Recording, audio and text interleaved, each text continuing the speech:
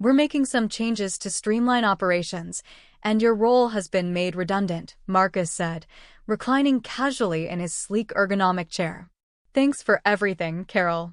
I sat frozen in the chair opposite him, the certificate of completion for Maya's training still in my hands, freshly printed, the paper still slightly warm. I had just finished walking Marcus through the process I'd used to mentor our new intern over the past 4 months. I was proud, until that moment. My reward? Immediate termination. Today will be your last day, he added when I didn't reply. HR has your final check and 2-week severance ready. My name is Carol Jennings. I'm 59 years old. And after nearly 8 years as the operations manager at Crescent Bay Development in Charleston, South Carolina, I was being let go. Just like that. 8 years of making sure every zoning request was accurate, every inspection passed, every deadline met.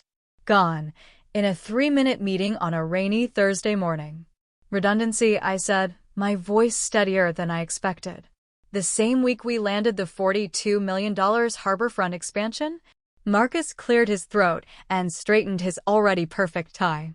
It's a strategic shift. Maya will be stepping into your role now that she's fully trained. Maya Patel, the 25-year-old intern I'd been training since February. Bright, yes. Eager. But also fresh out of graduate school with no hands-on experience in urban development. She had, however, amassed a loyal following on TikTok where she shared daily life as a young professional videos, including some where she vlogged our office culture without ever mentioning me. I see, I said, wrapping my composure around me like armor. Will there be a handover period? There are still several permitting approvals and contractor briefings pending. That won't be necessary, Marcus replied, already glancing at his phone. You've done a great job bringing Maya up to speed. I highly doubted that. For months of shadowing couldn't replace nearly 4 decades in the industry, no matter how well edited her social media posts were. HR will help you clear your desk, Marcus added, standing to signal the end of our meeting. Security will escort you out by 1. Security. As if I were a threat. As if I might sabotage files or smuggle out blueprints. The insult stung worse than the dismissal itself. Thank you for the opportunity, I said as I rose, every word dipped in dignity I didn't quite feel. It took everything I had not to tell him exactly what I thought of his strategic shift. As I walked past reception, I saw Maya standing by the front desk, pretending to look surprised. She didn't meet my eyes. She already knew. Maybe she'd even planned it. But I didn't raise my voice. I didn't cause a scene. I simply walked out. What they didn't know was that this wasn't the end for me, it was the beginning. 2 hours later, I closed the trunk of my car with my things inside and sat in the driver's seat. I finally let the weight of it all hit me. 8 years gone. A goodbye wrapped in corporate jargon. Redundant. Old. Escort-worthy. They'd made a mistake. And I planned to make sure they remembered it. Said they needed someone with deep ties at the Charleston City Planning Department. Those connections had been essential to Crescent Bay Development's rise from a tiny, 5-person firm to one of the city's most sought-after players in coastal urban projects. The harborfront expansion was their most ambitious venture yet, a $42 million mixed-use waterfront complex that promised to transform the downtown district. I'd spent months nurturing the preliminary approvals for it, calling in favors, navigating back channels, smoothing bureaucratic rough edges. I'd built those relationships over a 35-year career. They didn't come from a LinkedIn course. I hadn't minded when Marcus asked me to train Maya. I believed in mentoring. New talent was important, and I'd always enjoyed helping the next generation find their footing. Over 4 months, I'd walked her through every form, every deadline, every invisible tripwire that could derail a project. The trick with zoning, I once told her, is to file on Monday afternoons. That's when Doug's on intake. He's been there 20 years, and he'll flag anything before it gets kicked back. Maya had nodded, scribbling notes, asking smart questions. I'd been impressed, charmed, even by her focus and curiosity. When others in the office rolled their eyes at her constant filming for TikTok, I'd defended her.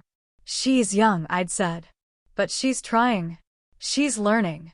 What I hadn't seen were the private strategy lunches with Marcus.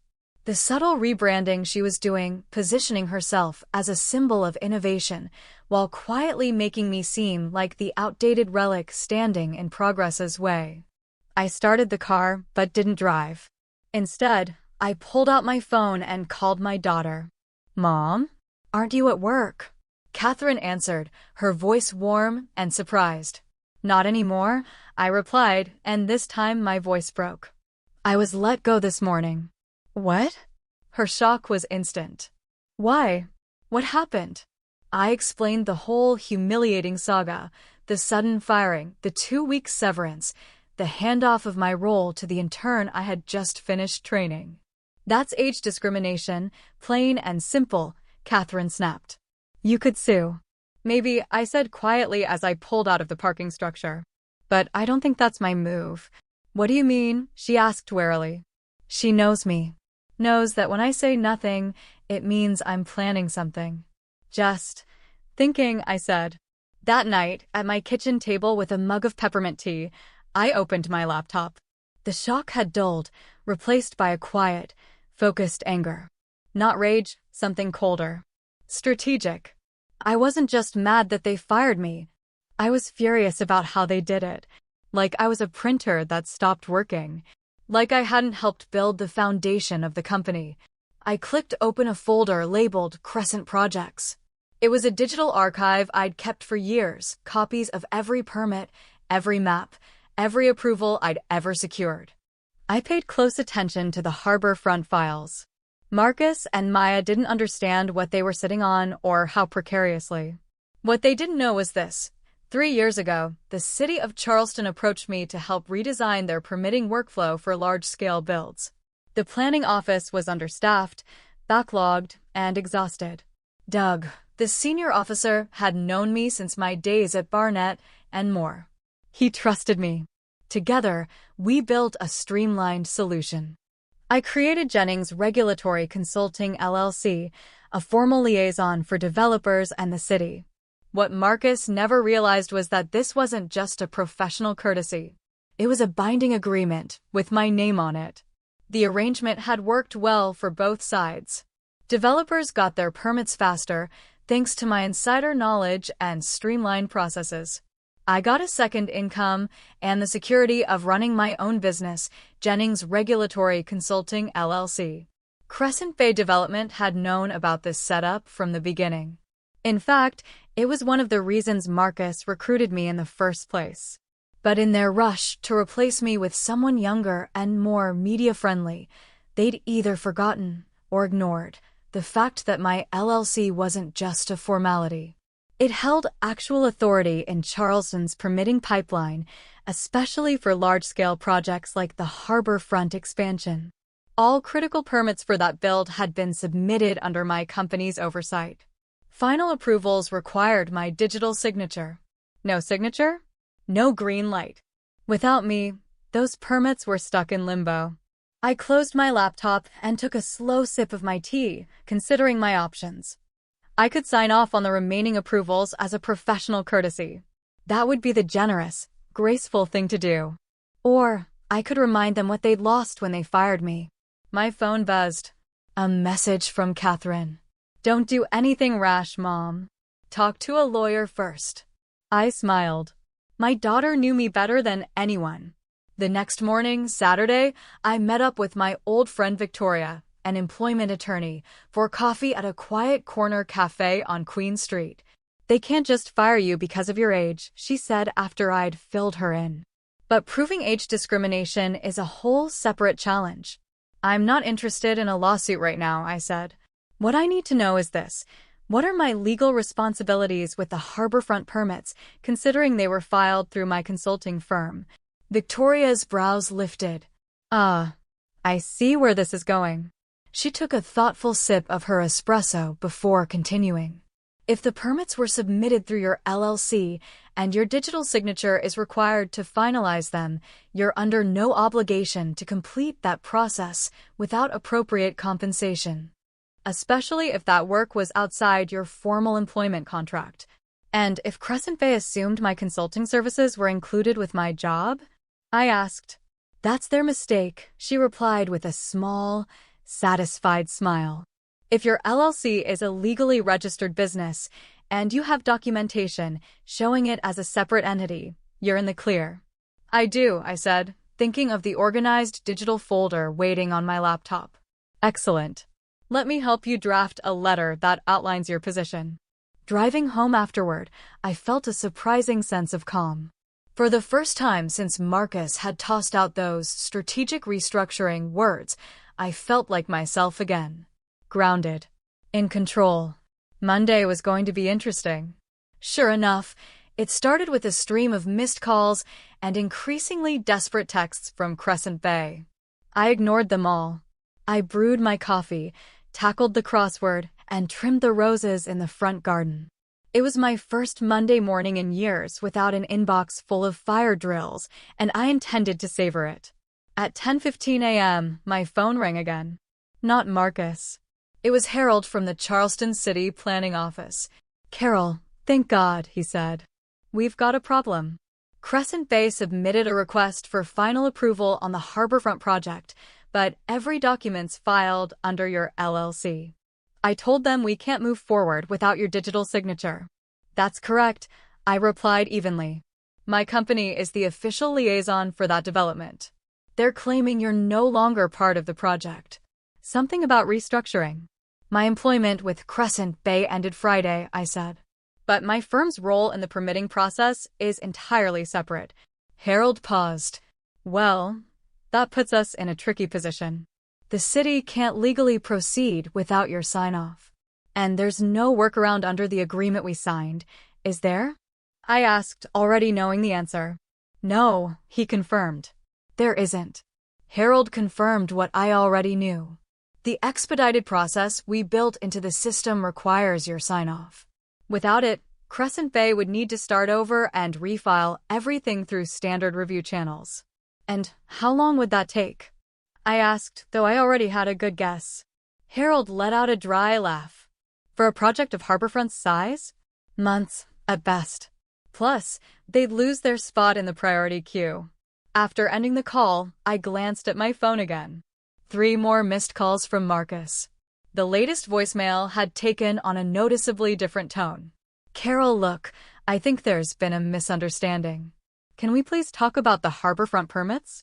Call me back when you can. The panic in his voice was impossible to miss. He was finally realizing what firing me truly meant for his star project. I didn't rush to respond. Instead, I focused on something more enjoyable. At noon, I received an email from Victoria. Attached was the draft letter she'd prepared for Crescent Bay on behalf of Jennings Regulatory Consulting, LLC. It was flawless, professional, direct, and crystal clear about my position. My firm would be happy to complete the permit process for the Harborfront development for a consulting fee of $75,000, roughly equivalent to the salary I would have earned over the next 9 months. Additionally, I was to be formally credited as the regulatory compliance specialist on all project documentation. I read the letter twice, smiled, and gave Victoria the go-ahead. She sent it immediately. Marcus's response came within minutes, a hastily written email demanding that I urgently call him to resolve the situation. I ignored it. Instead, I drove to Sweetgrass Nursery and spent the afternoon browsing rose bushes and tomato seedlings, mentally designing a spring garden.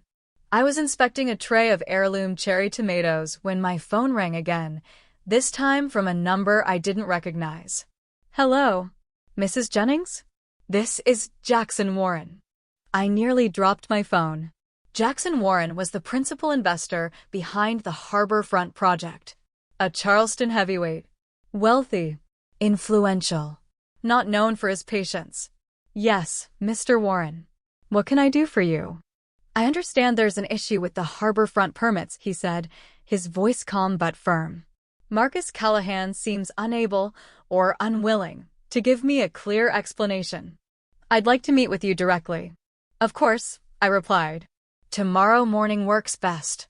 That evening, back home, I found a new email in my inbox. The subject line read, "Please help." It was from Maya.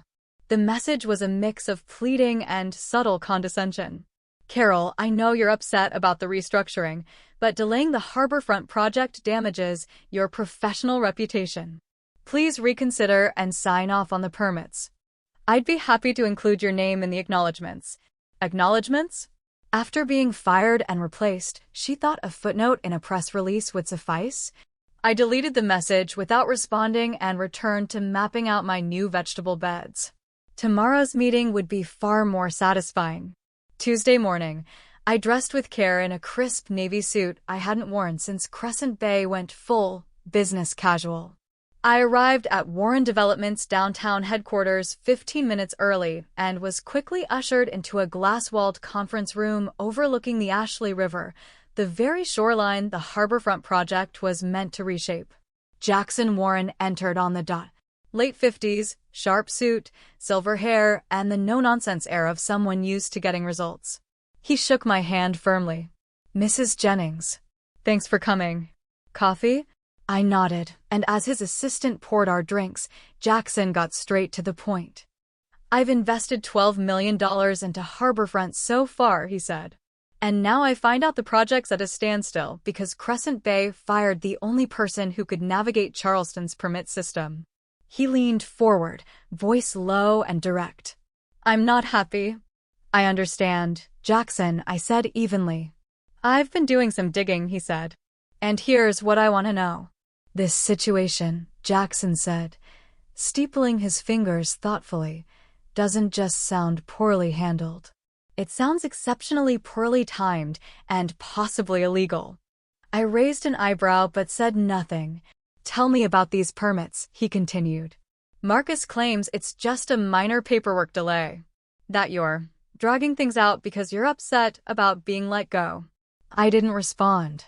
Instead, I opened my laptop and brought up the digital trail of the Harborfront permits, the applications, the phased approvals, the pending final clearances. Every document was filed under Jennings Regulatory Consulting LLC, and each one had my digital signature on it, except the final set.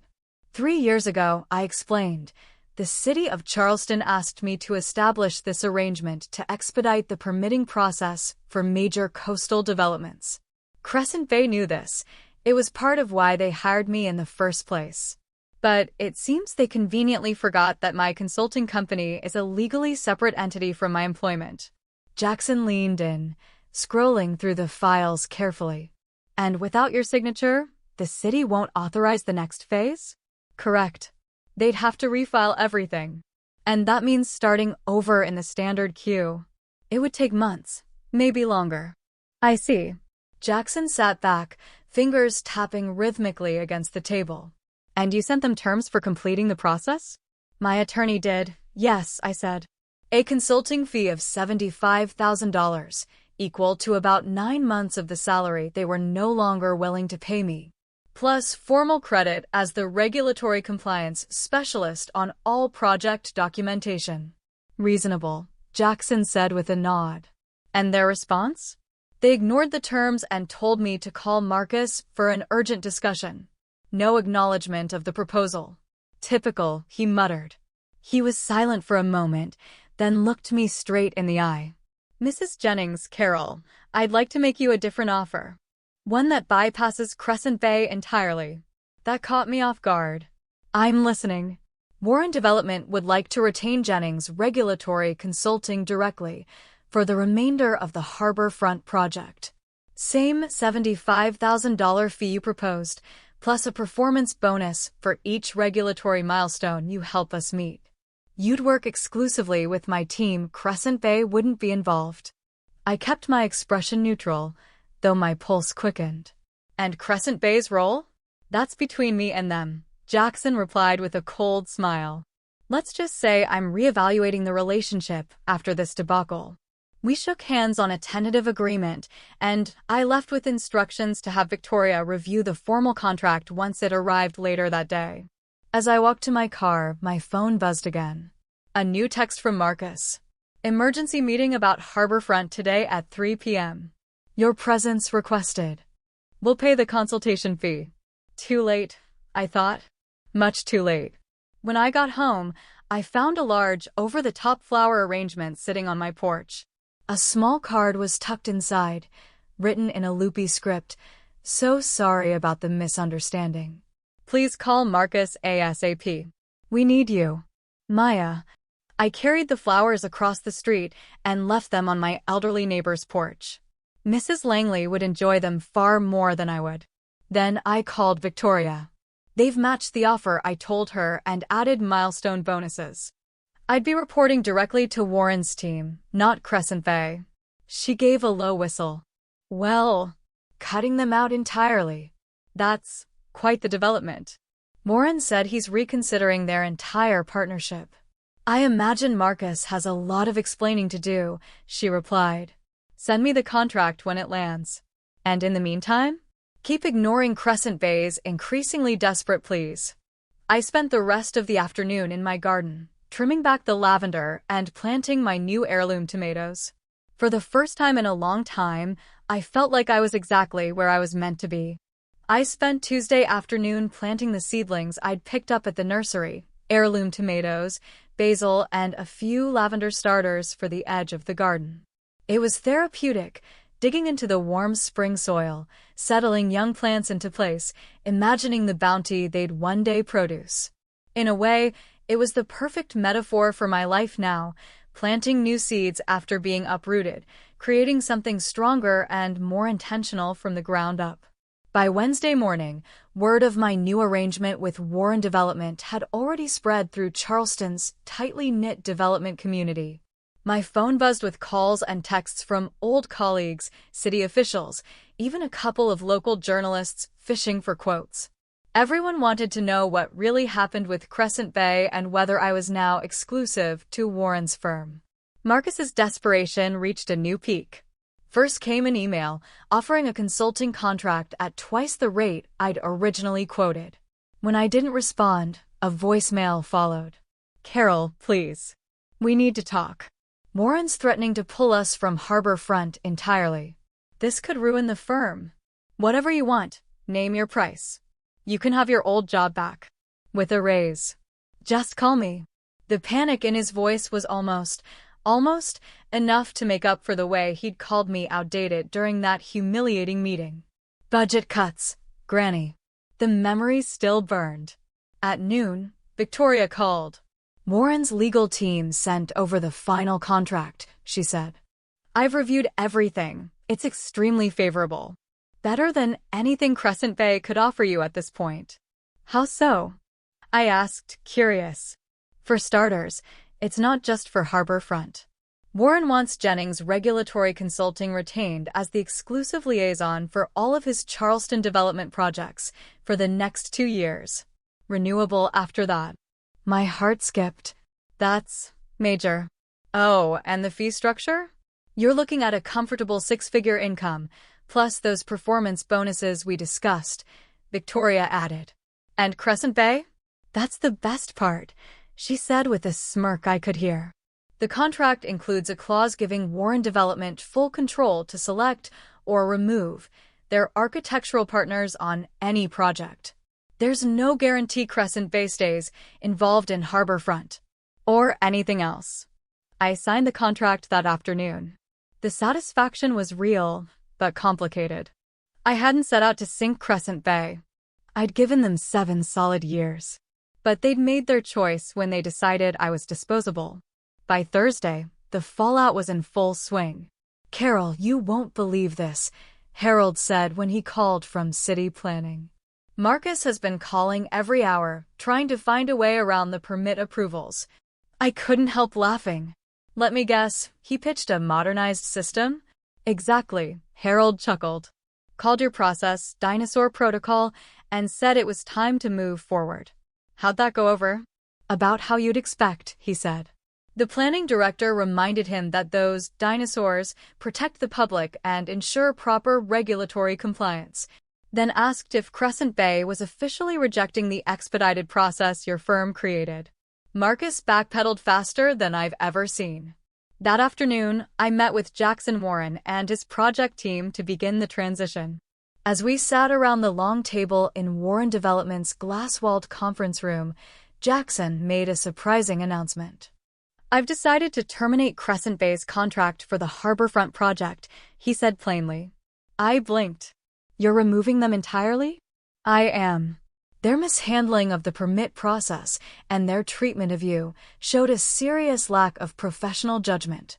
I'm not willing to risk $42 million on a team I can't trust." "What about the architectural plans?" I asked. "They've already completed most of the design work. We retain ownership of all plans and specs under the contract," Jackson replied. "I've already contacted Hartman and Associates to take over. They've agreed to preserve the current designs with a few minor tweaks." Hartman and Associates, the top firm in Charleston. This wasn't just a new beginning. It was a promotion. Hartman and Associates, Crescent Bay's biggest competitor in Charleston. The irony wasn't lost on me. Jackson turned toward me with a smile. "Now," he said, "let's talk about how we get this project back on track.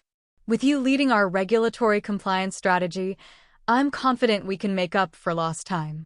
As the meeting continued, I felt a spark I hadn't experienced in years, focused, purposeful, and energized by the challenge ahead. Just days earlier, I had been dismissed as irrelevant, a woman past her prime, a granny with nothing left to contribute. And now, I was the lead regulatory consultant on the most high-profile development project in Charleston, working directly with one of the city's most influential figures. Funny how fast things can turn. Sometimes, being fired is the best thing that can happen to you, especially when they have no idea what they're losing. The headline in the Monday edition of the Post and Courier's business section said it all. "Warren Development drops Crescent Bay from Harborfront project, cites permit mismanagement." The article went on to explain how the $42 million mixed-use waterfront project would now proceed under new architectural direction, with Jennings Regulatory Consulting leading all compliance efforts. There was even a quote from Jackson. "Experience and relationships matter. We've brought in Charleston's most trusted regulatory expert to ensure this project stays on track for the benefit of the entire community."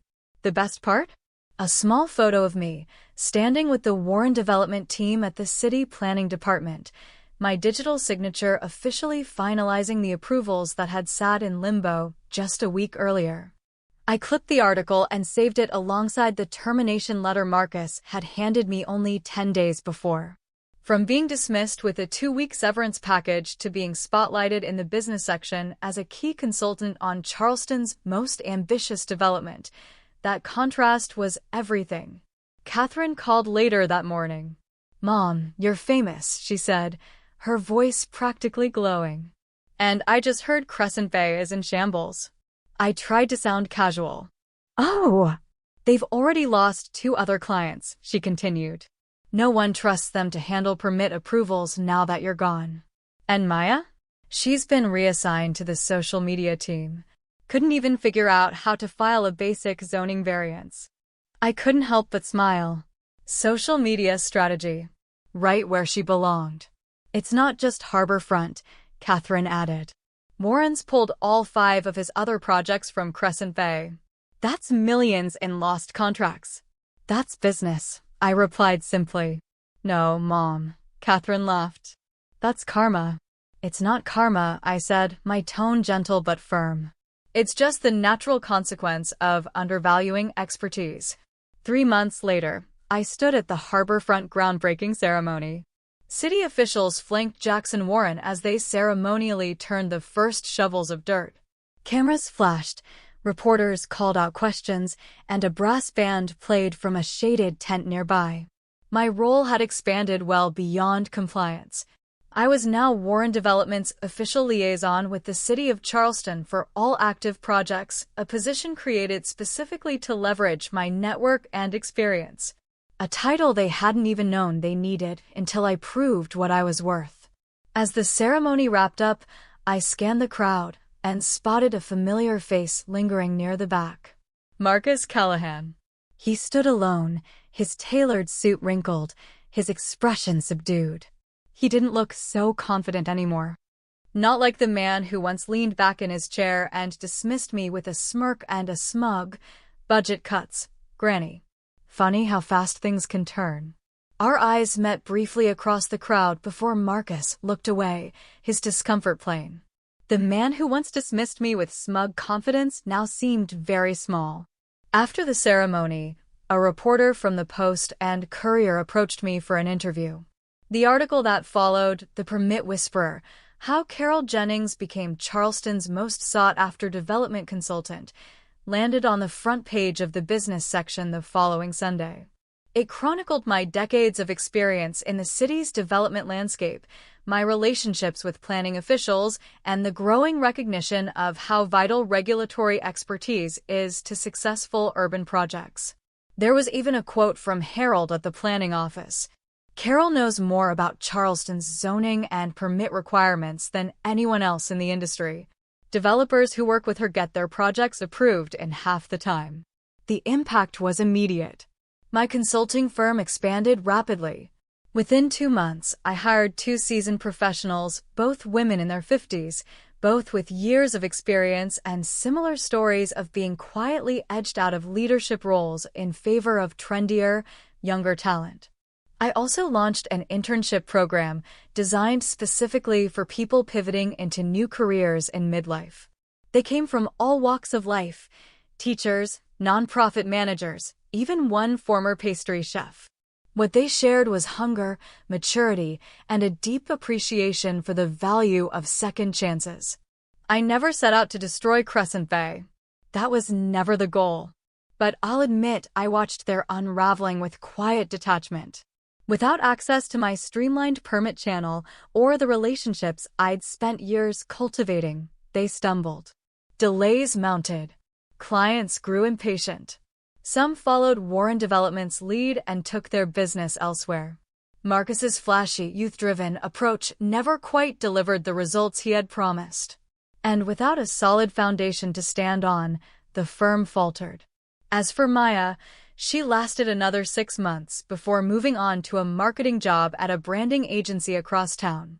When I heard, I wished her well. She was still young. She had time to learn that charisma alone doesn't sustain a career. At some point, substance has to show up. And me? At 59, I had entered the most fulfilling chapter of my life, not as someone's employee, not as a placeholder to train the next big thing, but as the architect of my own success. I'd built a business that respected experience, one that prized wisdom, one that understood leadership isn't about age or image. It's about value, consistency, and relationships. And in this company, my company, no one would ever again be dismissed as just a granny. If my story resonated with you, if you've ever been dismissed, overlooked, or underestimated because of your age, your gender, or your quiet strength, I want to hear from you. Leave a comment below. Tell me your story. Tell me what you would have said in that office had you been in my shoes. Let's make this a space where experience is celebrated, not erased. Your support means more than you know. When I was escorted out of that office with a 2-week severance and a box of my belongings, it felt like the end. But it wasn't. It was the beginning of a better chapter one never saw coming. And I want that reminder to live on for me, for you, for anyone who's ever been told their time is up when it's really just beginning. If you take one thing from this story, let it be this. Your value doesn't diminish with age, it deepens. You're not past your prime. You are your prime. What you've learned, what you've endured, what you've mastered over decades, that is irreplaceable. Never let a title, a trend, or someone else's insecurity make you forget that. To anyone facing a similar moment, restructuring, rejection, reinvention, remember this. You don't have to ask permission to rise. You don't have to wait for validation to start again. Plant new seeds. Build something of your own. Take your years of wisdom and put them to work in a way that serves you. And if you're here cheering me on, thank you. Truly. Let's keep showing the world that too old is a myth, and just a granny might just be the smartest person in the room. Drop a comment, share this with someone who needs to hear it, and remember, we're just getting started.